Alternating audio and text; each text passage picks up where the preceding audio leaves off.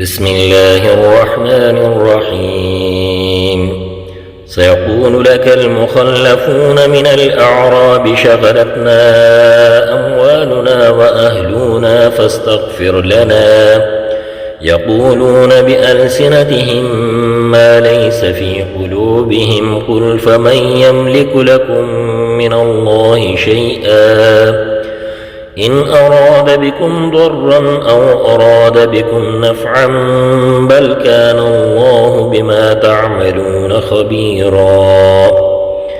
بل ظننتم أن لن ينقلب الرسول والمؤمنون إلى أهليهم أبدا وزين ذلك في قلوبكم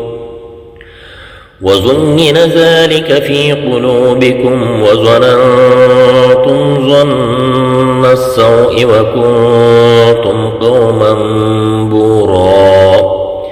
ومن لم يؤمن بالله ورسوله فإنا أعتدنا للكافرين سعيرا.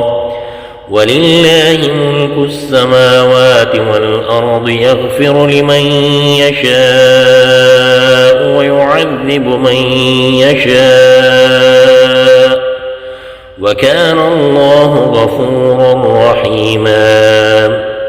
سيقول المخلفون إذا انطلقتم إلى مغانم لتأخذوها ذرونا نتبعكم يريدون أن يبدلوا كلام الله قل لن تتبعونا كذلكم قال الله من قبل فسيقولون بل تحسدوننا بل كانوا لا يفقهون إلا قليلا. قل للمخلفين من الأعراب ستدعون إلى قوم أولي بأس شديد تقاتلونهم أو يسلمون فإن تطيعوا يؤتكم الله أجرا حسنا وإن تتولوا كما توليتم من قبل يعذبكم عذابا أليما.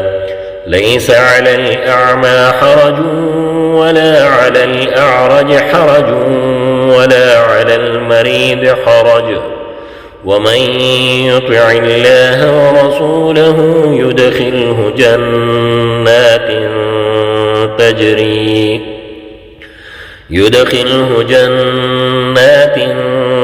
تجري من تحتها الأنهار ومن يتول يعذبه عذابا أليما.